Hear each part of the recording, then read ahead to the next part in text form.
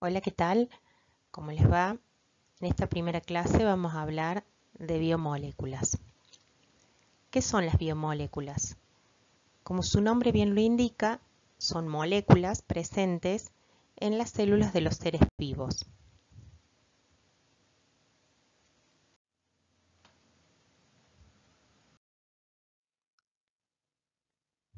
En esta diapo lo que vamos a ver es que existen varios tipos de bioelementos en nuestro cuerpo, elementos químicos, que los podemos dividir en subgrupos. Dentro de los bioelementos primarios estarían los elementos que están en mayor abundancia y que tienen una función más importante en nuestro cuerpo, como serían el oxígeno, el carbono, el hidrógeno, el nitrógeno. En un segundo grupo estarían los bioelementos secundarios, elementos también imprescindibles, por ejemplo, para la formación de huesos o para la transmisión de impulsos nerviosos, como son el magnesio, el calcio, el sodio, el potasio. Y por último, tenemos a los oligoelementos que están en cantidades pequeñísimas, pero que es necesario ingerirlos.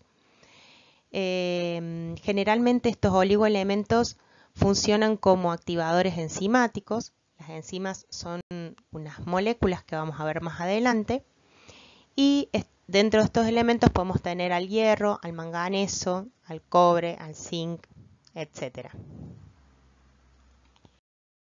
Dentro de las células tenemos tanto moléculas orgánicas como inorgánicas. Las moléculas inorgánicas son las que vimos en el ciclo: el agua, los óxidos, las sales, los ácidos.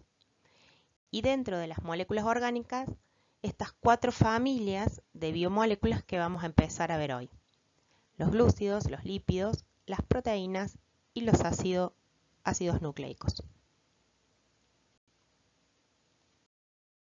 Los hidratos de carbono también reciben el nombre de glúcidos y de sacáridos. El nombre glúcidos se debe a que la principal molécula dentro de esta familia es la glucosa, y el nombre sacáridos a otra de las moléculas, que es la sacarosa. El nombre hidratos de carbono también tiene su origen en que cuando empezaron a estudiar estas moléculas se dieron con que la proporción carbono, hidrógeno, oxígeno era de 2 hidrógenos y 1 oxígeno por cada carbono. De ahí los denominaron hidratos de carbono. Los hidratos de carbono se encuentran en un montón de alimentos. Podemos distinguir los que se llaman hidratos de carbono de calidad de los que no son tan buenos. Dentro de los que son de calidad son los que forman a las harinas, que están presentes en las raíces, como la papa, todos los alimentos que contienen almidón. Y dentro de los azúcares malos serían los azúcares de tipo refinado, que encontramos en los productos de pastelería, en las gaseosas, etc. Dentro de las funciones de los carbohidratos podemos encontrar 3 que son principales. Los hidratos de carbono sirven como fuente de energía, es la energía a corto plazo. La molécula más representativa es la glucosa, que se va a transformar dentro de nuestro organismo en ATP, como vamos a ver mucho más adelante. También tienen como función almacenar energía. La forma que tenemos en nuestro cuerpo de almacenar energía es en forma de molécula de glucógeno, y muchos de los carbohidratos van a formar parte de estructuras celulares. Por ejemplo, del glicocálix, que es la cobertura glucídica que está por encima de la membrana celular y que permite muchas funciones de reconocimiento celular. Es decir, que una célula sea identificada a través de estas moléculas glucídicas presentes en su membrana.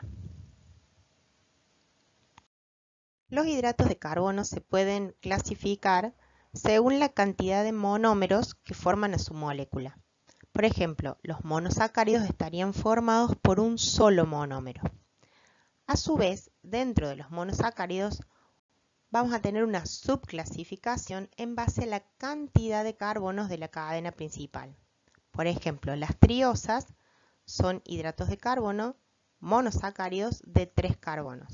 Las pentosas son monosacáridos de 5 carbonos. Las hexosas son monosacáridos de 6 carbonos. Si unimos dos monómeros, vamos a obtener un disacárido. Los disacáridos más famosos son la sacarosa, la lactosa y la maltosa. La sacarosa es lo que comúnmente llamamos azúcar de mesa y está formada por glucosa más fructosa. La lactosa es el azúcar disacárido presente en la leche, de ahí la consistencia pegajosa de la misma, y está formada por glucosa y galactosa. Deben haber escuchado hablar de que hoy nacen muchos niños con intolerancia a la lactosa y tienen que tomar leche deslactosada. Esto es que deberían tomar leche que no tenga esta azúcar. Y la maltosa es un disacárido formado por dos moléculas de glucosa unidas. Cuando nosotros hidrolizamos a los disacáridos, esto es, los partimos a través de enzimas hidrolíticas, vamos a obtener como resultado a los monosacáridos sueltos. Por último, los polisacáridos, como su nombre lo dice, es un conjunto de muchos monómeros. En este caso, todos los que están en la diapositiva son homopolisacáridos. ¿Por qué homopolisacáridos? Porque están formados por el mismo monómero, que en este caso sería la glucosa. Es decir, el almidón, el glucógeno y la celulosa son encadenamientos sucesivos de moléculas de glucosa que van a variar según la forma en que estas glucosas estén unidas y la procedencia de estas moléculas. En esta diapositiva lo que podemos ver es esa subclasificación de acuerdo al número de carbonos en triosas, pentosas y hexosas. Y también podemos ver otra clasificación en aldosas y cetosas. Esta clasificación tiene que ver con el grupo funcional principal que determina la familia a la que pertenecen estos monosacáridos. Si observamos en el grupo de la izquierda, vamos a tener aldosas. Esos grupos pintados de lila son grupos aldehídos, que son grupos carbonilos ubicados en las puntas de la cadena. Y en el grupo de la derecha tenemos cetosas, que tienen el grupo carbonilo ubicado en el medio de la molécula, es decir, en un carbono secundario, formando cetonas. Las pentosas más comunes, más famosas, son las pentosas presentes en el ADN y en el ARN, que son la ribosa y la desoxirribosa. Y las hexosas más famosas son la glucosa y la fructosa. La palabra fructosa viene de frutos, tiene que ver con que esa azúcar fue encontrada en las frutas. Los monosacáridos presentan distintos tipos de isomería. Los isómeros, si recuerdan, eran moléculas que tenían la misma cantidad y tipo de átomos, pero dispuestos de una manera diferente en el espacio. Uno de esos tipos eran los isómeros ópticos, que en este caso se llaman enantiómeros. Son sinónimos esas dos palabras, isómeros ópticos o enantiómeros. Los isómeros ópticos eran moléculas que al hacerles pasar una luz polarizada, hacían rotar esa luz hacia direcciones opuestas. Unos hacían rotar la luz hacia la derecha y otros hacia la izquierda. De ahí el nombre dextro, isómeros, y levo, isómeros, los que hacen rotar la luz hacia la izquierda. Estos isómeros son imágenes especulares entre sí, funcionan como las dos manos de una persona que parecen idénticas, pero en realidad no pueden superponerse, solamente enfrentarse. Y si observamos ahí en la glucosa, vemos que tienen el mismo tipo de elementos, pero como dispuestos de manera opuesta, es decir, como dos imágenes especulares o en forma de espejo. En esta diapositiva podemos observar otros tipos de isómeros como son los epímeros y los tautómeros. Los epímeros también son isómeros ópticos, pero a diferencia de los enantiómeros, en vez de tener todos los carbonos como centros quirales, los epímeros solamente rotan, ¿sí?, una parte de la molécula, un solo carbono. Como en este caso la glucosa sería un epímero de la galactosa. Solamente tienen rotado el oxidrilo de la posición 4, ¿sí? Pero el resto de los elementos se disponen de la misma manera. Los tautómeros son isómeros de función, que los tautómeros presentes en los monosacáridos son las aldosas con las cetosas. En este caso, la galactosa es un tautómero de la fructosa y la glucosa también es un tautómero de la fructosa porque tienen grupos aldehídos versus grupo cetona, la fructosa.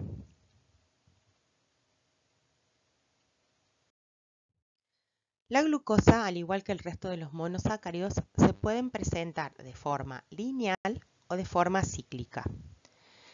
Para formar la forma cíclica, se van a unir el carbono 1 con el carbono 5.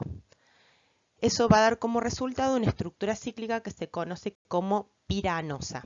Hay otra forma de estructura cíclica en donde se va a unir el carbono 1 con el carbono 4 y la forma cíclica que se forma se denomina furanosa.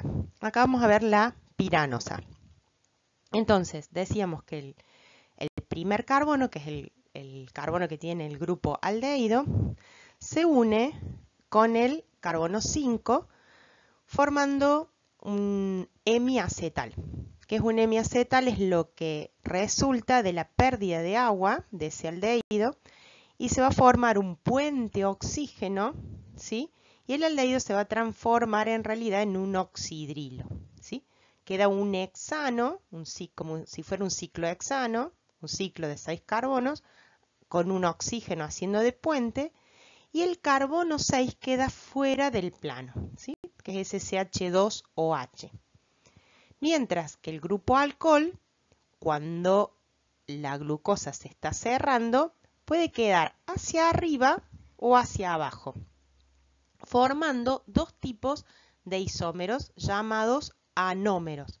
Los anómeros entonces son isómeros cíclicos en donde en un caso el oxidrilo queda debajo del plano y en el otro caso el oxidrilo queda por encima del plano.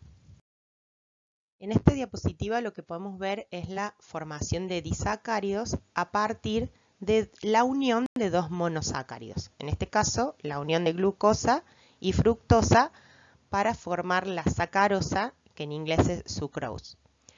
Si observan, lo que va a ocurrir es que se van a unir dos grupos oxidrilos y van a perder agua y van a quedar unidos los dos monosacáridos por un puente oxígeno. Ese enlace se denomina enlace glicosídico. Ese enlace lo realizan enzimas muy específicas que actúan produciendo la unión entre esos dos monosacáridos. La reacción inversa se llama reacción de hidrólisis y va a requerir otra enzima que los va a cortar a los disacáridos y transformar en monosacáridos. En esta diapositiva lo que vemos son las diferentes uniones entre los tres tipos principales de disacáridos. En la sacarosa, la unión es de tipo alfa 1, beta 2. En la lactosa, la unión es de tipo beta 1, 4. Y en la maltosa, la unión es de tipo alfa 1, 4. La letra alfa o beta indica si el oxígeno proviene de un oxidrilo que estaba abajo o arriba. La forma alfa, recuerden, de los anómeros es cuando el oxidrilo está debajo, y la forma beta es cuando el oxidrilo está por encima del plano del ciclo. Y el número, en este caso, por ejemplo, en alfa 1,4, significa que se está uniendo el carbono 1, que era el que tenía el aldehído originalmente, con el carbono 4 de la otra molécula. Por último, vamos a hablar de los polisacáridos. Los polisacáridos, recordemos, son polímeros formados por la unión sucesiva de varias glucosas en este caso. Los tres polímeros principales que vamos a ver son el almidón, el glucógeno y la celulosa. Los polisacáridos son muy interesantes porque cumplen diferentes funciones y porque tienen diferente procedencia. En el caso del almidón, el almidón es una molécula que está presente en los vegetales y es la reserva energética de los vegetales. Se encuentra principalmente en las raíces, como en la papa, en la batata, etc. Y también en las semillas. Por eso las harinas tienen gran cantidad de almidón en el interior de las semillas. El almidón, a su vez, está formado por dos submoléculas, la amilosa y la amilopectina. La amilosa es una molécula lineal, mientras que la amilopectina es una molécula ramificada. De la unión de estas dos moléculas surge el almidón, que es la principal fuente de reserva energética en los vegetales. El glucógeno también es la unión de glucosas, es una molécula altamente ramificada, más ramificada que la amilopectina, y se encuentra almacenado en el hígado y los músculos de animales y de seres humanos, en forma de gránulos dentro de las células.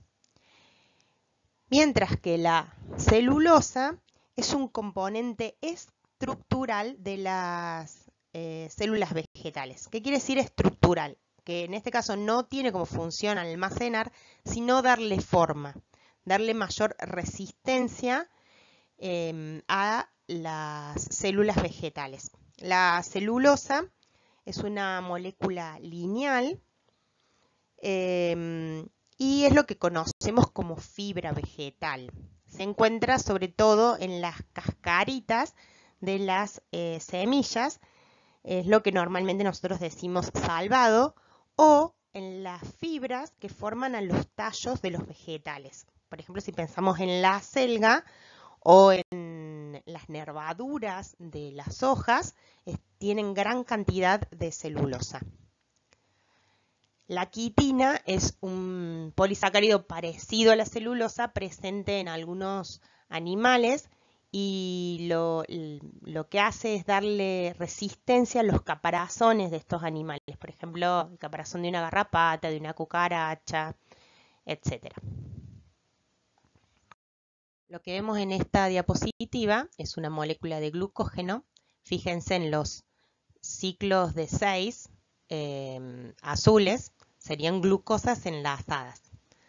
Dentro de lo que sería la cadena principal, los enlaces son de tipo alfa 1,4 y las ramificaciones son de tipo alfa 1,6, o sea, del carbono 1 de una glucosa con el carbono 6 de otra glucosa. Esto es importante en el sentido de que hay enzimas específicas que van a cortar los enlaces alfa 1,4 y otras enzimas que van a cortar las ramificaciones, es decir, los enlaces alfa 1,6. En esta diapo lo que se muestran son las dos submoléculas dentro del almidón, que son la amilosa, que es lineal, y la amilopectina, que es ramificada. ¿Se habrán preguntado alguna vez por qué no podemos comer como las vacas pasto o papel? La razón es que nosotros no poseemos enzimas que degraden los enlaces beta 1,4 de la celulosa, mientras que los animales poseen estas enzimas a través de microbios que habitan en la boca de los mismos. O sea, los rumiantes tienen microbios o microorganismos cuyas enzimas son capaces de degradar la celulosa. Si bien nosotros también tenemos bacterias en nuestro intestino, ninguna de esas bacterias es capaz de degradar la celulosa. Sí, en nuestro intestino podemos degradar el almidón y el glucógeno, que son las enzimas propias de todos los animales y los seres humanos. Los lípidos, también llamados comúnmente grasas, están formados por carbono, hidrógeno y oxígeno y tienen como característica común que son moléculas hidrofóbicas. Esto quiere decir que rechazan el agua. Al igual que los hidratos de carbono, va a haber lípidos buenos, de buena calidad, y lípidos de mala calidad. Deben haber escuchado dentro de los lípidos de buena calidad hablar de los aceites que contienen omega 3 y omega 6, que son aceites esenciales. Y como grasas malas, vamos a mencionar aquellos alimentos que contienen gran cantidad de colesterol o grasas trans o gran cantidad de grasas saturadas, de las cuales vamos a ir explicando más adelante uno por uno cada caso. Los lípidos cumplen diversas funciones. La más importante es la de servir como reserva energética a largo plazo. Aportan más calorías que las proteínas y los glúcidos. Un gramo de grasa produce 9,4 kilocalorías contra 4,1 kilocalorías de las proteínas y de los glúcidos. También cumplen una función estructural, ya que forman parte de las estructuras de las membranas celulares y tienen una función importante como protectores, ya que nos previenen o nos cuidan de los golpes, nos protegen mecánicamente y también son aislantes térmicos que mantienen la temperatura corporal. Hay tanta variedad de lípidos que las funciones van a depender de cada estructura. Por ejemplo, las hormonas tienen una función reguladora, hay mensajeros químicos que son lipídicos, que tienen una función de comunicación celular. También va a haber vitaminas que pueden funcionar como activadores enzimáticos o catalizadores, etc. Los lípidos se clasifican en dos grandes familias, que serían los lípidos saponificables y los no saponificables. La palabra sapón viene del francés, significa jabón. Los lípidos saponificables son aquellos que en medios básicos pueden formar jabones. Y los lípidos no saponificables son aquellos que no forman jabones. Vamos a empezar con los saponificables. Dentro de los saponificables tenemos lípidos simples y lípidos complejos. Los lípidos simples son aquellos que solamente tienen en su estructura moléculas lipídicas. Y los complejos son lípidos combinados con otras familias, por ejemplo, con glúcidos o con proteínas. Vamos a ir viendo uno por uno cada uno de estos ejemplos de cada grupo. Los ácidos grasos son ácidos carboxílicos de cadena larga, con un grupo carboxilo en la punta, polar, y una cadena carbonada o esqueleto carbonado, que es la parte apolar de la molécula.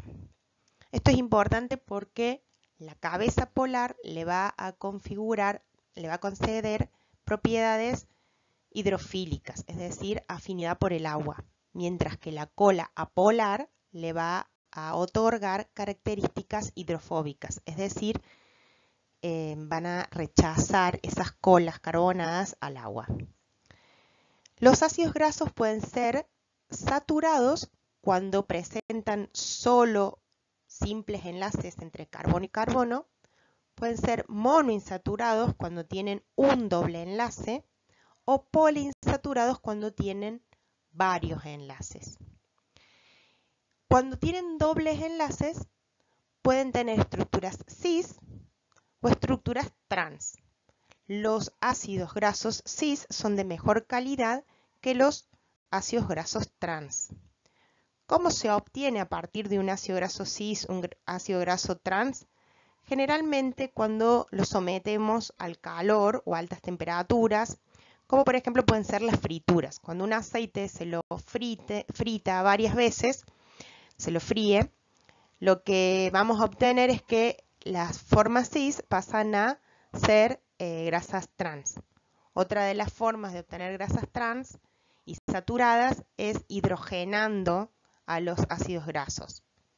En la Segunda Guerra Mundial, como había demanda de manteca y no podían ordeñar las vacas, se creó la margarina. La margarina se crea hidrogenando aceites que tienen ácidos grasos insaturados para volverlos saturados.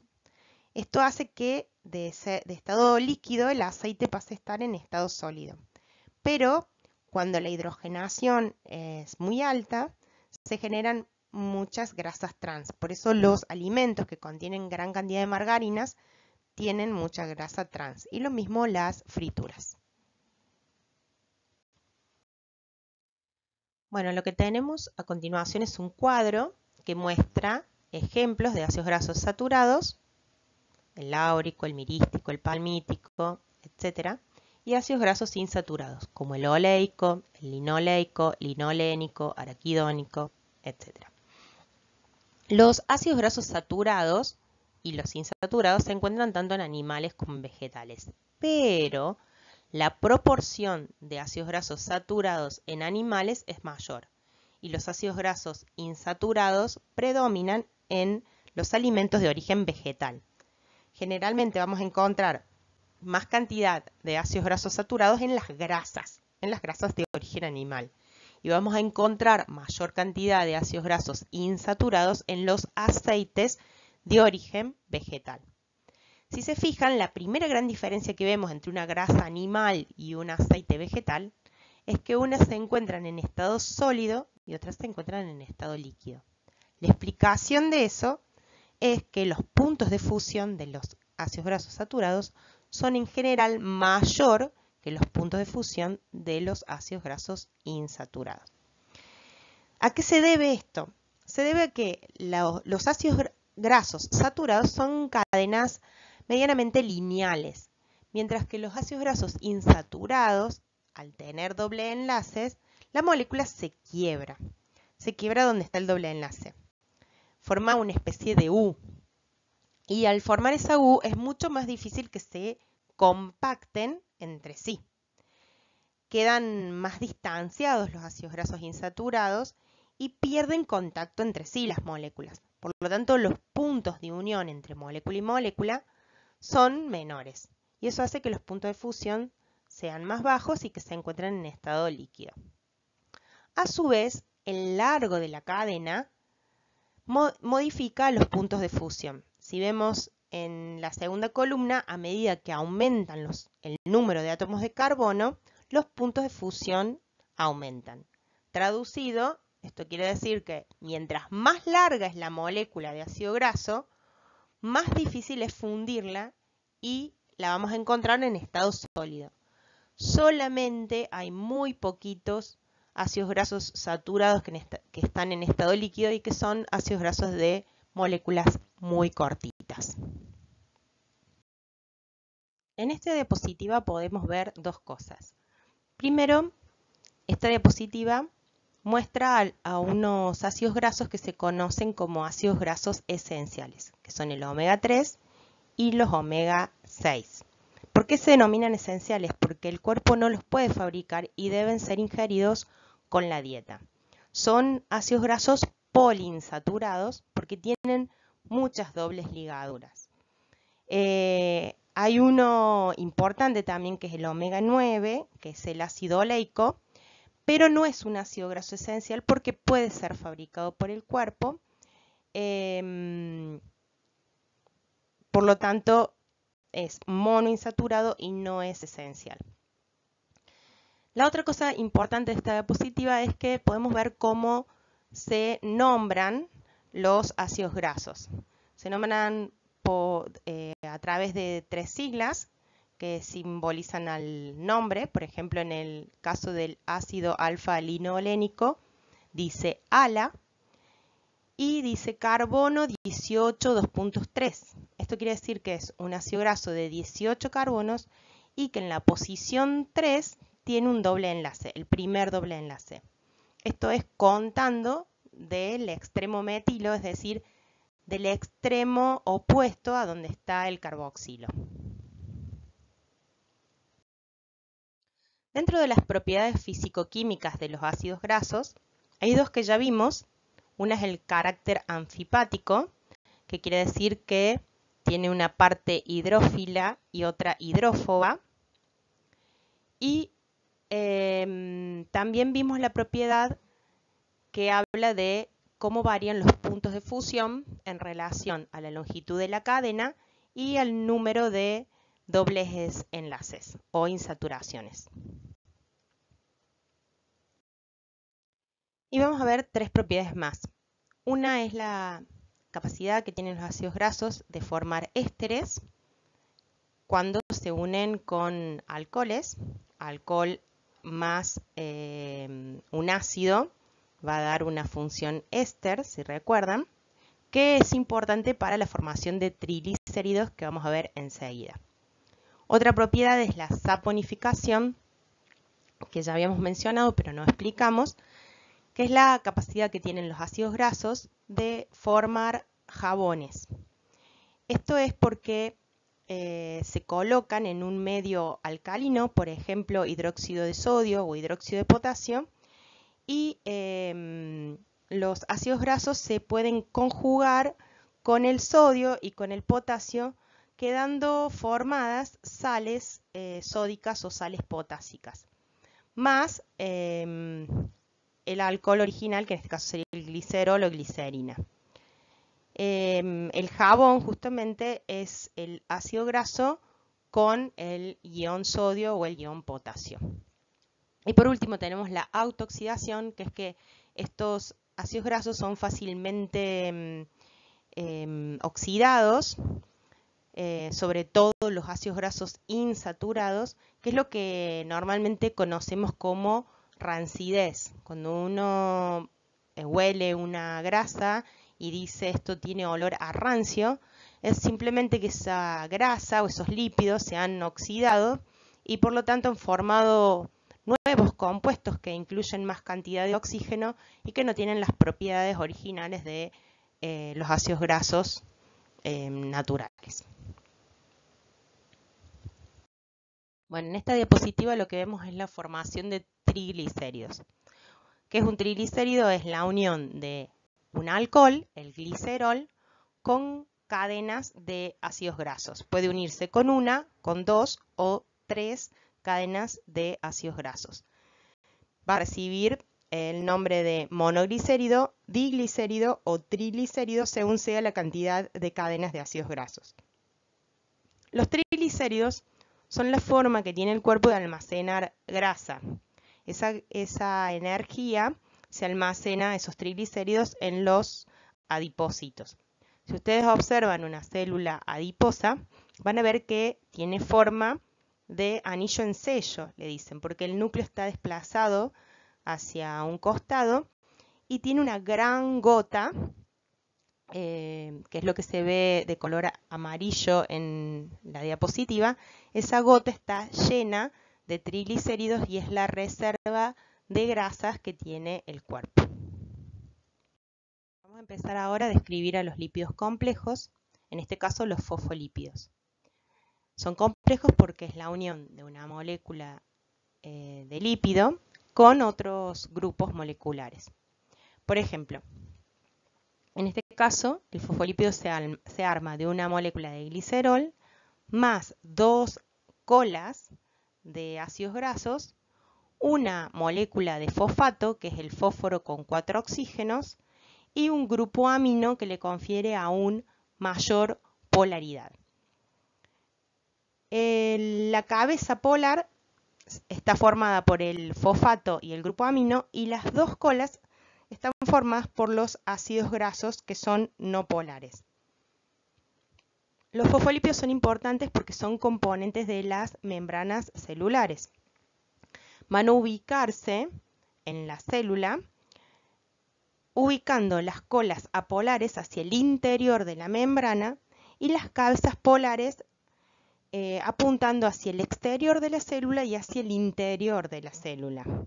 ¿Por qué? Porque generalmente estos fosfolípidos van a ser de barrera impermeable, no van a dejar pasar moléculas polares, pero necesitan estar en contacto con medios acuosos, como son el citoplasma y el líquido extracelular. Por lo tanto, las cabezas polares van a apuntar hacia afuera y hacia adentro de la célula. La membrana se conoce como bicapa lipídica por esta disposición de los fosfolípidos. A su vez, estos fosfolípidos van a recibir diferentes nombres de acuerdo al grupo amino que se unió al fosfato. Se pueden llamar fosfatidilcolina, fosfatidiletanolamina, fosfatidilserina y fosfatidilinositol. Los fosfolípidos no se disponen únicamente formando la bicapa lipídica de la membrana celular o de la membrana nuclear. También forman otro tipo de membranas, como pueden ser las membranas de los liposomas o de las vesículas, que son organelas que están dentro de la célula y que cumplen varias funciones. Esas vesículas pueden ser vesículas transportadoras, pueden ser vesículas que almacenan en su interior enzimas y que esas enzimas van a degradar cualquier molécula que sea introducida hacia el interior de esa vesícula, como son los lisosomas. Y otra disposición muy común de los fosfolípidos es la micela. La micela son gotitas que tienen las colas de los fosfolípidos apuntando hacia el interior y las cabezas polares apuntando hacia el exterior. La micela tiene un corazón hidrofóbico, apolar, y por lo tanto transporta sustancias apolares. Los fosfolípidos o glicerofosfolípidos no son las únicas moléculas complejas. También están los fosfoesfingolípidos. ¿Cuál es la diferencia? La diferencia es que en vez del glicerol, el alcohol en estos fosfoesfingolípidos es el esfingol. Es otro tipo de alcohol. Se va a unir también a ácidos grasos. Cuando se une el esfingol a un ácido graso se forma una molécula que se denomina esfingosina. Cuando se une a dos ácidos grasos forma una molécula que se llama ceramida. Y cuando a esa ceramida se le une un grupo fosfato y un grupo amino, va a formar la esfingomielina. La esfingomielina es importante en la formación de las vainas de Schwann, las vainas de mielina de la neurona, que facilitan el transporte del impulso eléctrico. En esta diapo podemos ver los tres tipos de lípidos complejos. Los primeros serían los glicerofosfolípidos, los que están en el medio, los esfingofosfolípidos, y los terceros, los glucolípidos. Para repasar, los glicerofosfolípidos estaban formados por glicerol, dos ácidos grasos, que son las colitas, el grupo fosfato, que es el rojo, y la base nitrogenada, que está en verde. Los esfingofosfolípidos son parecidos, pero tienen esfingosina, esfingol más ácido graso, un grupo fosfato y una base nitrogenada. Y estos, los últimos que vamos a ver, que son los glucolípidos, están formados por una ceramida, es decir, esfingosina más ácido graso, y este grupo azul o celeste, que son grupos de azúcares, oligosacáridos, monosacáridos. Dentro de este grupo estarían los cerebrósidos y los gangliósidos porque son abundantes en las membranas del sistema nervioso. Para que tengan una idea de la importancia de estos glucolípidos, uno de los glucolípidos importantes serían los grupos sanguíneos. El grupo sanguíneo A, B, AB. ¿Qué importancia tienen? Que estas moléculas glucídicas que van a estar engarzadas a fosfolípidos de membrana van a formar lo que se conoce como antígenos de membrana. Estos antígenos de membrana le dan una identidad a la célula que la hace propia de ese individuo y de nadie más.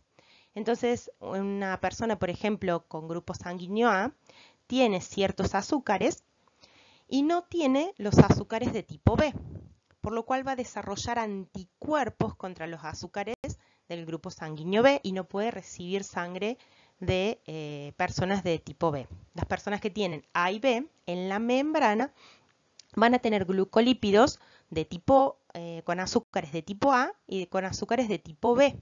Por lo tanto, no tienen anticuerpos contra estos antígenos y pueden recibir sangre de los dos tipos. Mientras que los cero son los más delicados porque al no tener estas azúcares en su membrana, las células van a hacer anticuerpos contra estos azúcares, con los azúcares del grupo A y del grupo B, y no pueden recibir sangre de personas grupo A, B o grupo AB. Solamente pueden recibir sangre de sí mismas. Por último, tenemos a los lípidos no saponificables, que son los que no pueden hacer jabones, es decir, no pueden hacer sales de sodio y de potasio. Tenemos a los esteroides, que son los derivados del colesterol, a los terpenoides, que son derivados de otra molécula que se llama isopreno, y los eicosanoides o icosanoides, que son derivados del ácido araquidónico. Cada uno tiene un formato diferente y cumplen funciones diferentes. Dentro de los derivados del colesterol están las hormonas esteroideas, la vitamina D y los ácidos biliares. Si se fijan, la molécula de colesterol químicamente se llama ciclopentano peridrofenantreno. Es una molécula formada por 4 ciclos. 3 de esos ciclos son ciclohexanos y hay un ciclopentano con una ramita. Ese va a ser el corazón de las moléculas y se va a ir modificando esa molécula para dar origen a las hormonas, a la vitamina D y a los ácidos biliares. Dentro de los derivados del isopreno estarían la vitamina A y la vitamina K. El isopreno es esta molécula con dobles enlaces que se muestra en la diapositiva. Y por último tenemos a los eicosanoides, que son derivados del ácido araquidónico, que es un ácido presente en la membrana, y da origen a las prostaglandinas, los tromboxanos y los leucotrienos. Estas 3 familias son importantes mediadores químicos, funcionan comunicando célula con célula. Las prostaglandinas son mediadores de la inflamación, los tromboxanos son importantes como agregantes plaquetarios y los leucotrienos son importantes en la reacción también inflamatoria son los causantes del shock anafiláctico en los procesos alérgicos. Bueno, recuerden que hay mucha más información de la que está en los Power en el material teórico que les va a ayudar a complementar la información que está en estos Power. La última diapositiva que podemos ver acá muestra al colesterol y a hormonas derivadas del colesterol. Es para que vean que se mantiene ese corazón, sigue habiendo esos 3 ciclos, 4 con el ciclopentano, y se van modificando las ramificaciones, dando origen, por ejemplo, a hormonas como el estradiol, la testosterona, el cortisol, ¿sí? Y así sucesivamente. Por eso se llaman derivados del colesterol.